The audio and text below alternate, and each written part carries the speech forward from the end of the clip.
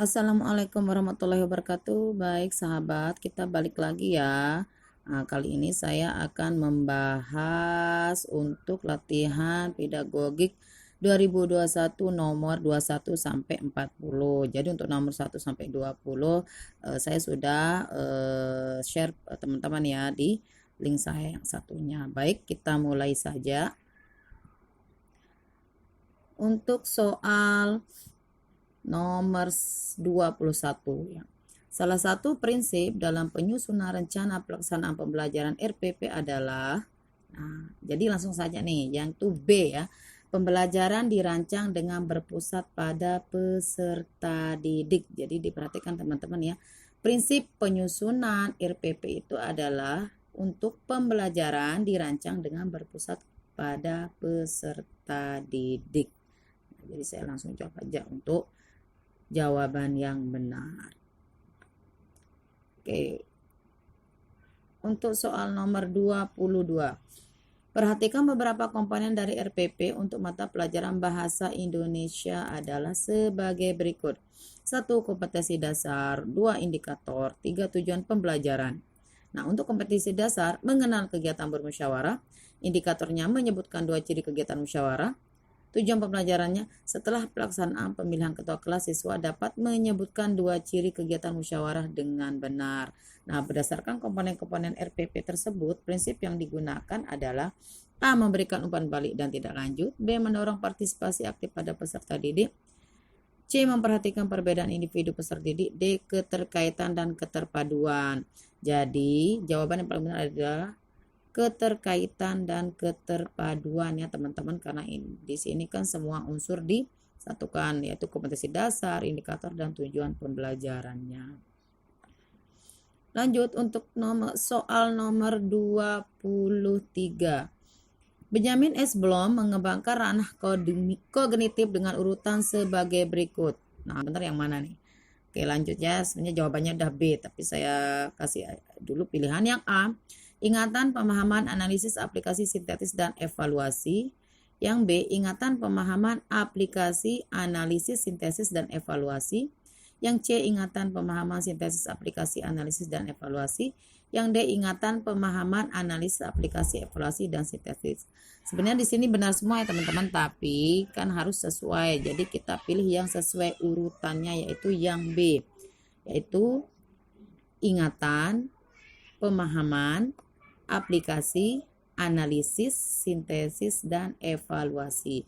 Jadi ini jawaban yang paling benar ya, atau IPASI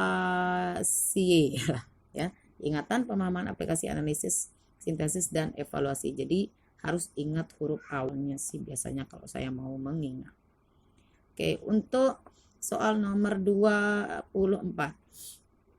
Taksonomi Anderson dan Kurzweil menyempurnakan taksonomi Benjamin S. Bloom, mengembangkan ramah kognitif dengan urutan berikut. Yang A, ingatan, pemahaman, analisis, aplikasi, sintesis, dan evaluasi. B, ingatan, pemahaman, aplikasi, analisis, sintesis.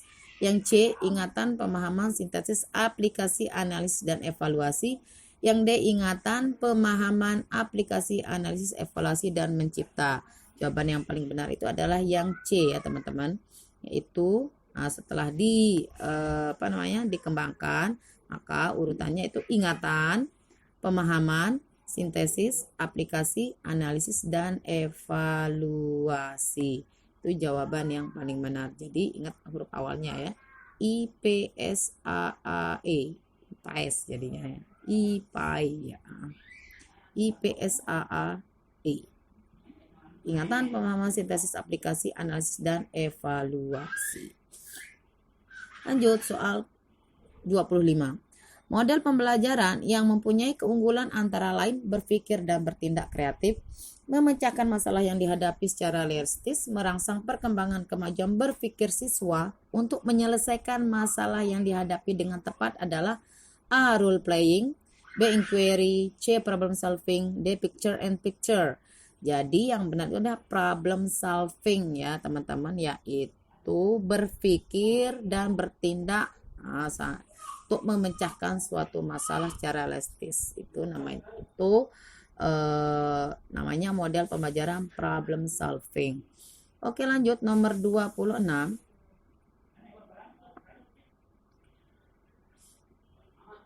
Faktor yang penting dipertimbangkan guru dalam melaksanakan diskusi pemecahan masalah proses pembelajaran adalah, jadi faktor yang dipertimbangkan guru ya teman-teman dalam melaksanakan diskusi pemecahan masalah proses pembelajaran yaitu yang A, waktu yang tersedia untuk melaksanakan diskusi, B, rumusan masalah yang harus didiskusikan, C, jumlah peserta didik yang mengikuti pembelajaran, D, motivasi belajar siswa. Yang benar itu adalah rumusan masalah yang harus didiskusikan. Jadi itu yang menjadi bahan pertimbangan ya sebagai tenaga pendidik. Baik, selanjutnya nomor 27. Fungsi indikator dijadikan sebagai penanda dalam A, pencapaian standar kompetensi, B, pencapaian kompetensi dasar, C, pencapaian tujuan pembelajaran, D, pencapaian standar kelulusan. Nah, fungsi indikator teman-teman. Jadi yang dimaksud di sini adalah untuk standar kelulusan ya. Nah, berarti itu disebut sebagai pencapaian standar kelulusan untuk fungsi indikator. Ingat, fungsi indikator untuk pencapaian standar kelulusan. Ya, kita lanjut. Soal nomor 28. Apa yang paling tepat dilakukan guru jika seorang peserta didik tidak memberikan jawaban atas pertanyaan yang diajukan? A, menunjuk peserta didik lain untuk menjawab pertanyaan tersebut. B, memberikan kritik agar peserta didik berusaha menjawab walaupun salah. C, menyederhanakan isi pertanyaan agar mudah dipahami peserta didik. D, menjawab sendiri pertanyaan tersebut. Nah, jadi hal yang paling tepat dilakukan oleh seorang guru yaitu menunjuk peserta didik lain untuk menjawab pertanyaan tersebut. Selanjutnya, nomor 29.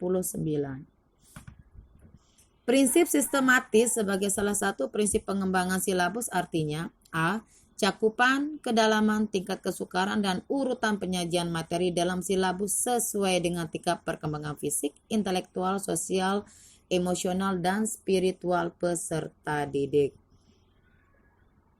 Yang B, adanya hubungan yang konsisten, ajak taat asas antara kompetisi dasar, indikator, mencari pokok pembelajaran, pengalaman belajar, sumber belajar, dan sistem penilaian. C, cakupan indikator, materi pokok pembelajaran, pengalaman belajar, sumber belajar, dan sistem penilaian cukup untuk menunjang pencapaian kompetisi dasar. D, komponen-komponen silabus saling berhubungan secara fungsional dalam mencapai kompetensi.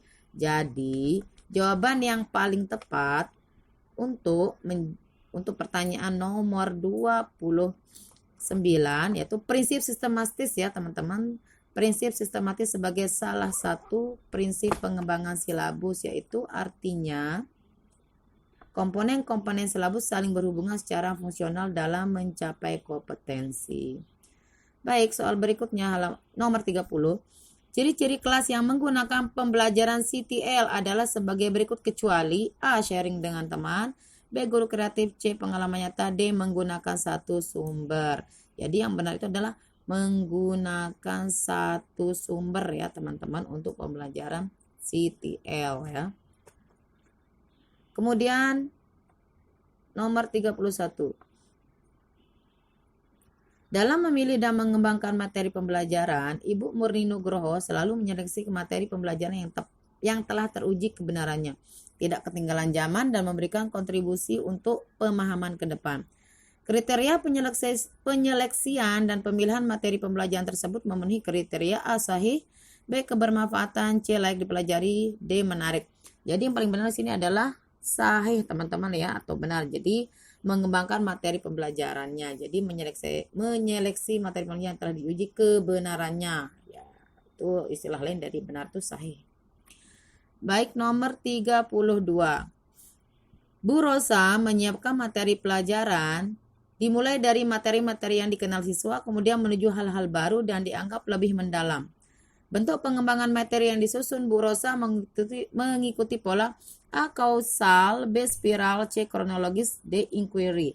Jadi spiral ya teman-teman, jadi dari hal-hal baru kemudian dikembangkan ke maksudnya dari materi-materi yang sudah dikenal atau materi lama kemudian menuju hal-hal baru. Itu disebut dengan pola spiral. Lanjut untuk soal nomor 33. Memilih media pembelajaran hendaknya tidak boleh sembarangan, tetapi harus didasarkan pada kriteria tertentu. Misalnya, apakah untuk belajar individual, kelompok kecil, kelompok besar, atau massal? Pernyataan tersebut dalam pemilihan media termasuk ke dalam A. Tujuan, C. Sasaran didik, B. Sasaran didik, C. Ketersediaan, dan D. Konteks penggunaan. Jadi jawaban yang paling benar itu adalah konteks penggunaan ya teman-teman. Untuk memilih media pembelajaran hendaknya itu harus sesuai dengan konteks penggunaannya. Ya, kita lanjut nomor 34. Pada saat mempersiapkan pembelajaran, seorang guru dapat menyusun strategi pembelajaran dan menentukan media yang akan digunakan dalam pembelajaran tersebut. Kemampuan dasar yang harus dimiliki seorang pendidik terkait dengan keterampilan memilih media pembelajaran adalah A. Pendidik harus mengetahui latar sosial budaya siswa dan sekolah. B. Pendidik harus memahami karakteristik dari media pembelajaran tersebut. C. Pendidik harus menyesuaikan diri dengan kemampuan sekolah. D. Pendidik menyesuaikan dengan materi pembelajaran. Jadi di sini mempersiapkan pembelajaran ya teman-teman untuk menyusun strategi dan menentukan media. Jadi pendidik itu harus memahami karakteristik dari media pembelajaran tersebut. Oke, lanjut. Nomor 35. Pada saat mempersiapkan pembelajaran, seorang guru harus dapat menentukan jenis media yang tepat sesuai dengan materi. Dilihat dari kemampuan jangkauannya, media dapat dibagi ke dalam A. Media yang memiliki daya liput yang luas dan media yang memiliki daya liput terbatas. Yang B. Media dapat didengar saja dan media yang dapat dilihat. C. Media tradisional dan media berbasis stick. D. Media 2 dimensi dan media 3 dimensi. Jawaban yang paling benar itu adalah A, teman-teman ya. Itu media yang memiliki daya liput yang luas dan media yang memiliki daya liput terbatas. Jadi dilihat dari kemampuan jangkauannya ya teman-teman. Jadi fokus ke pertanyaan poinnya. Baik. Sekarang nomor 36 ya teman-teman ya.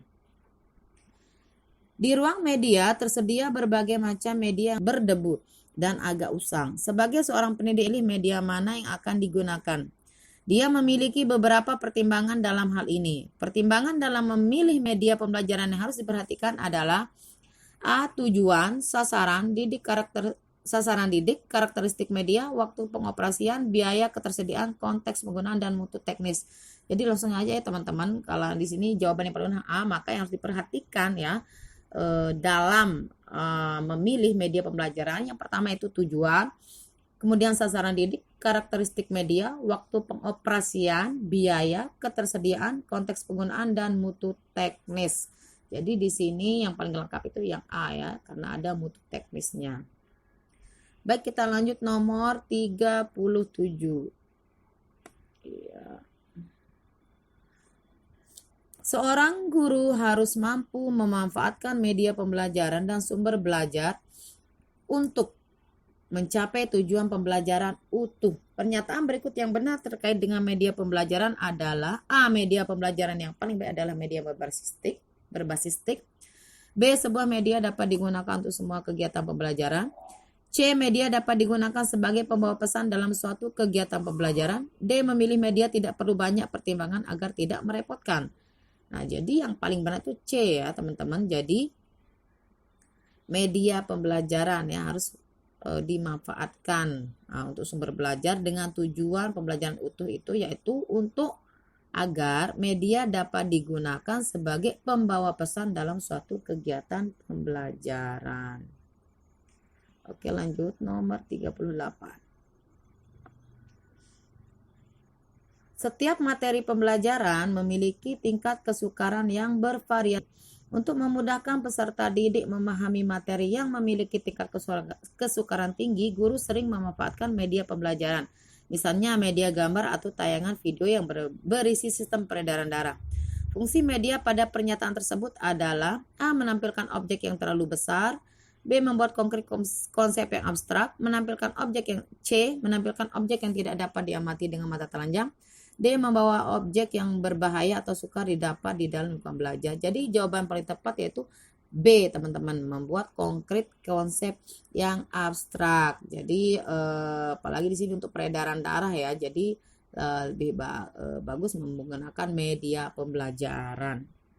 Nah, itu salah satu tujuan menggunakan media yang bersifat mungkin susah dijelaskan, jadi guru harus membuat satu gambaran. Nah, lanjut untuk soal nomor 39. Media memiliki fungsi dan manfaat bagi pembelajaran. Hal ini dirasakan juga oleh guru dalam membantu pelajaran menjadi lebih efisien dan efektif. Misalnya, saat guru ingin menjelaskan suatu konsep atau objek yang luas dan besar, dia tinggal menggunakan medianya saja. Berikut ini adalah salah satu fungsi dari media pembelajaran sesuai kondisi tersebut. Nah, langsung saja ya teman-teman, karena ini kan objek ya, objek itu jadi memang sesuatu yang nyata. Nah, tapi kita harus menjelaskan ke peserta didik dengan cara apa? Yang A, menampilkan objek yang terlalu besar, misalnya pasar dan candi. Jadi itu ya salah satu fungsi dari media, yaitu menampilkan objek yang terlalu besar supaya bisa dipahami oleh siswa. Jadi tidak mungkin kan kita bawa siswa kita ke pasar, apalagi pergi ke candi hanya untuk melihat. Jadi kita bisa menggunakan media. Baik, untuk nomor 40 ya, nomor terakhir untuk belajar pedagogi P3K untuk slide 2 ini yang 40. Seorang guru ingin membuka situs Google untuk menuliskan catatan, ide atau refleksi yang bersifat pribadi atau untuk dibagikan secara umum. Fitur yang dapat dimanfaatkan oleh guru tersebut adalah A. Books, B. Forum, C. Blog, E. Portfolio. Jadi jawaban yang paling tepat itu adalah blog ya teman-teman. Nah, ya, jadi blog itu istilahnya satu situs di mana kita bisa menuliskan catatan, ide atau versi yang bersifat pribadi dan bisa dibagikan secara umum. Baik teman-teman, itu saja ya untuk materi kita hari ini untuk latihan soal pedagogik P3K 2021 slide 2. Jadi untuk slide 3 untuk halaman 41 sampai dengan 60 akan saya share di pertemuan berikutnya. Baik, terima kasih. Semoga bermanfaat. Jika ada masukan bisa di komen ya. Terima kasih. Wassalamualaikum warahmatullahi wabarakatuh.